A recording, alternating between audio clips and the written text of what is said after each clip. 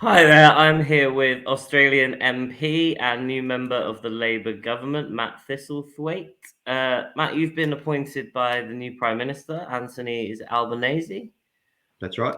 to be the Minister or Assistant Minister for Defence, Veterans Affairs, and the Republic as well. So, could you tell us just a little bit about what you're hoping to achieve in those joint roles? Well, I'm hoping to bring the issue of Australia's head of state back onto the agenda here in Australia. In 1999, we had a referendum to amend our constitution to replace the Queen with an Australian president. Unfortunately, it failed. There was a lot of division over the model. And we believe that it's the right time again to progressively and slowly bring this issue back onto the agenda in Australia and begin a serious discussion with the Australian people about our future, particularly as the Queen comes to the twilight of her reign. I think Australians have a lot of respect for the Queen and the role that she's played, but they're naturally starting to think, well, what comes next for Australia? We're an independent, mature nation. We've got our own unique culture and identity. And many of us believe that it's the right time to begin this discussion once again and think about having one of our own as our head of state in the future. So, you're not talking about instantly removing the Queen right now, but you're thinking maybe after Elizabeth, what happens next to her? Yeah, we're certainly not talking about doing this in the first term of government. We realise that it's going to take time to get it right, and it hasn't really been discussed in Australia for the past 30 years. So we want to do this slowly, progressively, and methodically, and it involves an education campaign with the Australian people. Many of them don't know that the Queen is our head of state. And that we can have an Australian as our head of state in the future. So we're not going to do this quickly. We're going to take our time and try and get it right over a series of terms in government if we're hopeful and able to be elected to multiple terms. So, do Australians genuinely not know that the Queen is their head of state? Is she not on the money, on the stamps? She is on our money, but this issue really hasn't been on the agenda in Australia for close to 30 years. And there's a whole generation of Australians that don't understand our constitution. We haven't had a constitutional reform or a change to our constitution since 1977. Only 8 of the 4 referendums that have been put up to the Australian people have been successful. It's very, very difficult to change the Australian constitution. So most governments are afraid of even looking at it.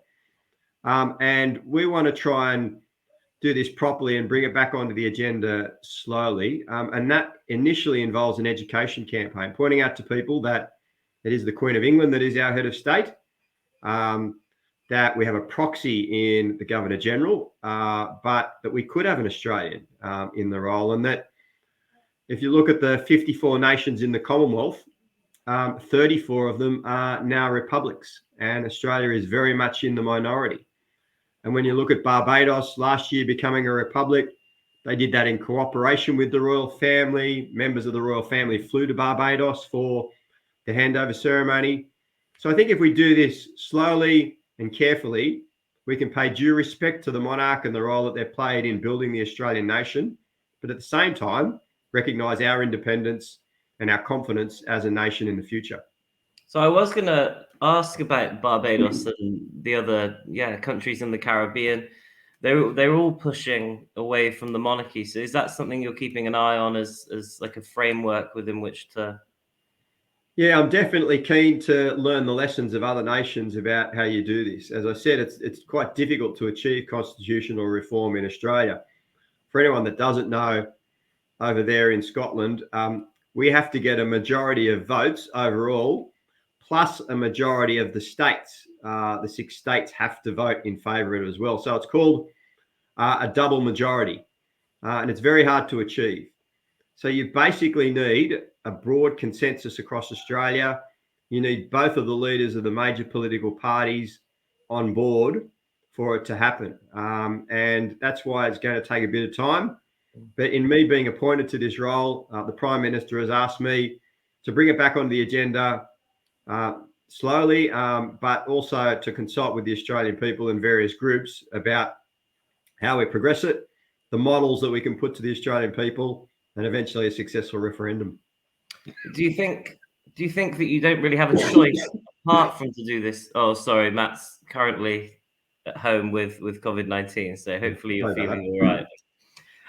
But yeah, do you think that you're kind of being forced to do this slowly because there's just the popular support just isn't really there? I mean, I was just looking for some polling. I found one quite recently that showed just 45% support the removal of the monarch, and then surprisingly, young people, the 19 to 29, were actually more strongly in favour of keeping the monarchy than that even.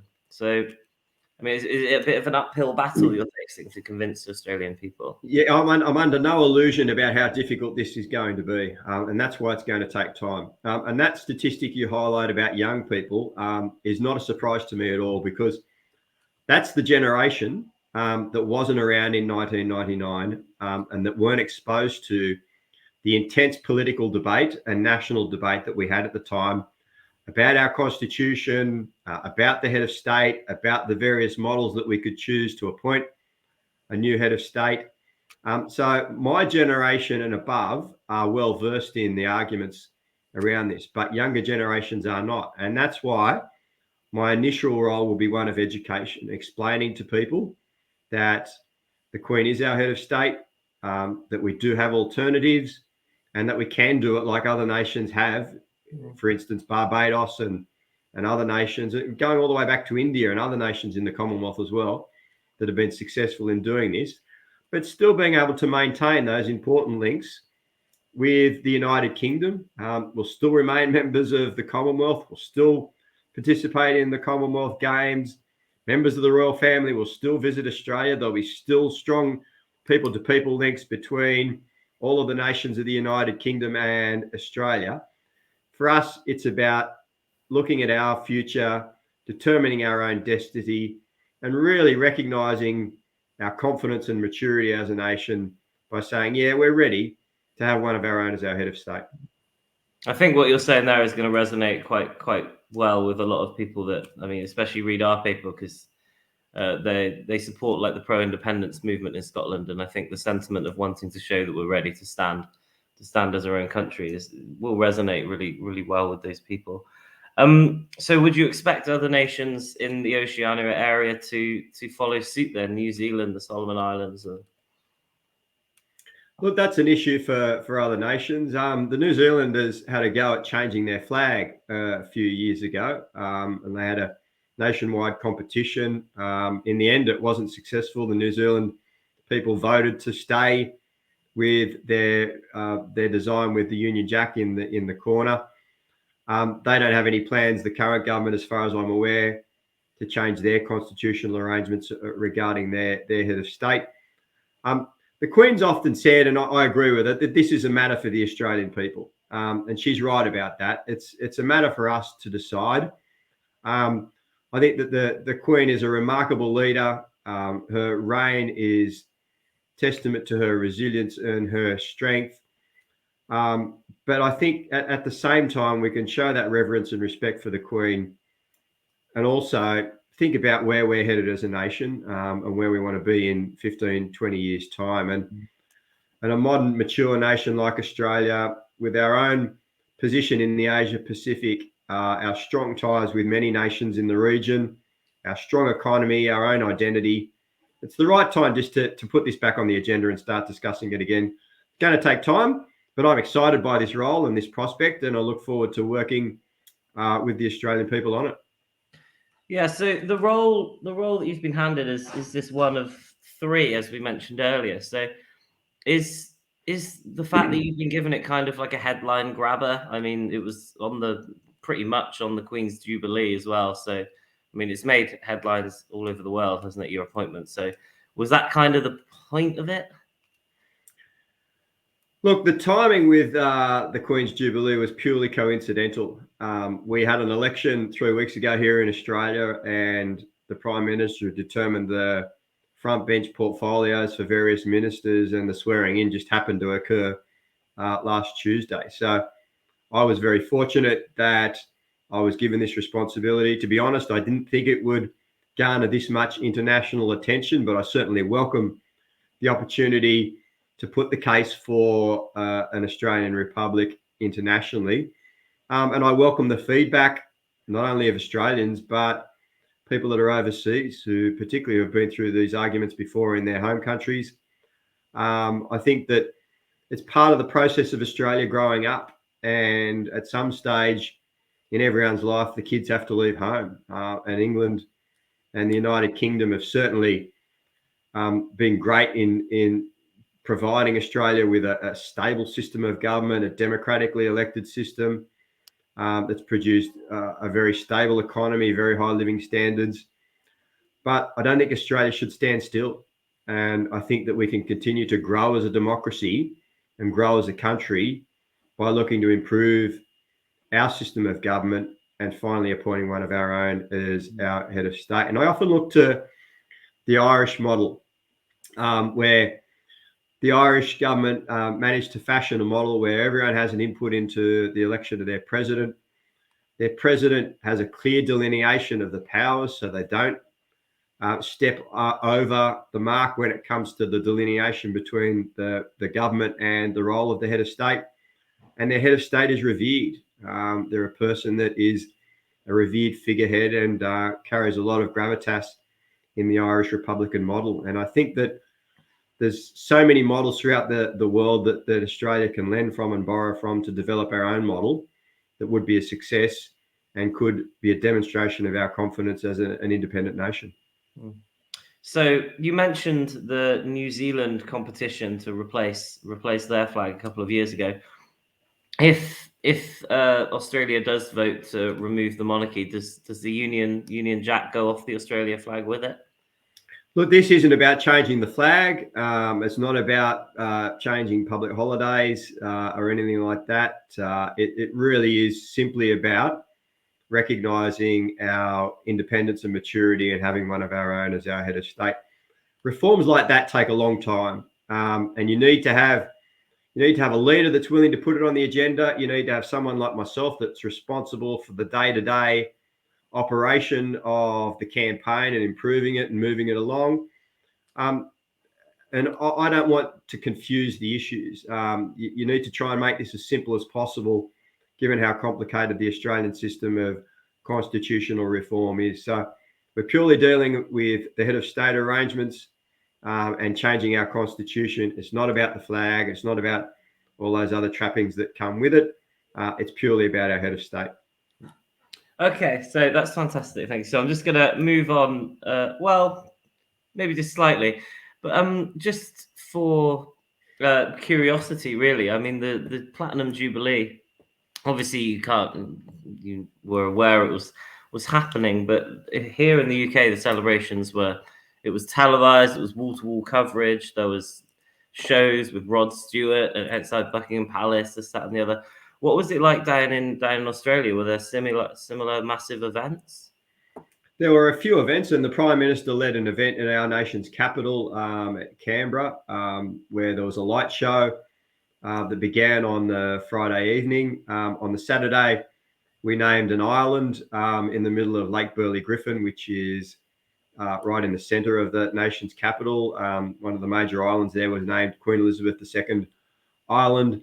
The various states had little celebrations, and of course, many of the Australian people were watching from abroad the fantastic scenes from outside Buckingham Palace and the Mall in London. It was an extravaganza like no other, but I think a fitting tribute to the Queen and her reign, particularly given that she's had a tough 12 months losing her lifelong partner, dealing with a nation and the COVID lockdown and the unrest associated with that. She really has withstood the ages, and it was a fitting celebration for her, and many in Australia did celebrate along as well. So, as your Labour Party takes over, you will obviously have a lot more on the agenda. And, well, the one piece of Australian politics that's really been making the news over here in the last 2 years has been the trade deal post-Brexit that the Tory government here has struck with the previous government down in Australia. From from Australia looking in, I guess you're a lot more of an insider now. But what does this look like to you? What does the UK look like through Brexit? How is this trade deal with Australia going down? Like, can you just give us an idea of, perceptions really? Well, I mean, Australians see it as an opportunity. Obviously, the Brexit rigmarole was quite a difficult one for the United Kingdom government. It took a long time to negotiate. There was quite a bit of division in the nation about it, but you appear to be overcoming that now and moving on. And I think that many Australian companies, many Australian organisations see this as an opportunity, particularly given the fact that Australia's had some difficulties in our trading relationship with China of late, as have other nations. So I think a nation like Australia is looking for new markets and new opportunities. And that arrangement that was reached by the previous government with the UK government provides some of those opportunities. There's also a broader agreement that's been reached with the European Union from Australia's perspective. We're a nation that relies upon trade. We're down the bottom of the globe, very much isolated when it comes to supply chain. So we dramatically rely on trade for our economic growth and our growth as a people. And we're always looking for new opportunities. So we think that it's a new horizon for Australia and UK relations, and hopefully we can strengthen them. So I don't know if you saw all the craziness that's been happening in the UK politics in the last 24 hours. So again, what's your perspective just on this from the other side of the world? Does it look like Boris Johnson's got a grip on things, or again, perceptions? Well, look, that's entirely a matter for the British government and for the members of the Conservative Party. But I will say this: some of the monarchists in Australia have been saying that that we shouldn't become a republic because constitutional monarchies are much more stable forms of government and can be relied upon a lot more. Some have criticised me for this issue being raised during the Queen's Jubilee and that being disrespectful. I think that the no confidence motion in Boris Johnson has let me off the hook a little bit, if you like, because that notion that constitutional monarchies provide more stability, I think that's questionable in the wake of what's happened over the last couple of days. But obviously, the great thing about our form of government and our system of government, that's that Westminster system of government, is that there must be a government in place at all times. And under our system, it's at the Queen's pleasure. And whether it's Australia, we've had our issues with changing prime ministers over recent decades, or the UK. The one thing that always comes out is that we do sort it out eventually. And that person then that has the majority and commands the majority in the House of Commons or the House of Representatives here in Australia quickly goes off to see the Queen or the Governor General and forms a government. And I think that that's what people want to see. They want to see a bit of stability and certainty to make sure that they can get on with their lives. And we wish the people of the United Kingdom all the best in getting to that point. Yeah. All right. Fantastic. I think that's probably why people are so happy to have seen Elizabeth on the throne for 70 years as well. It's like you say, that stability, that certainty, that one unchanging kind of rock in the middle of the ocean.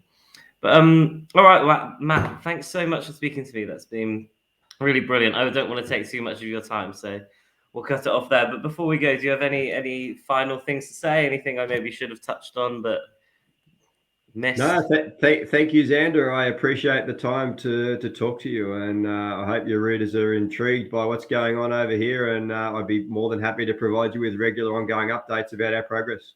Yeah, certainly. We'll be really following it closely. I mean, not just yourself, but around the world. As you said, there's Barbados, which had the success last year, and then Jamaica is looking to move forward. I think as soon as this week, they're expecting a statement from their minister of their newly created ministry, in a similar way to yourself down in Australia. So yeah, we definitely will be staying in touch. Thanks so much for your time. I hope you feel better. Thanks, mate. Much appreciated. See you later. Enjoy that good weather.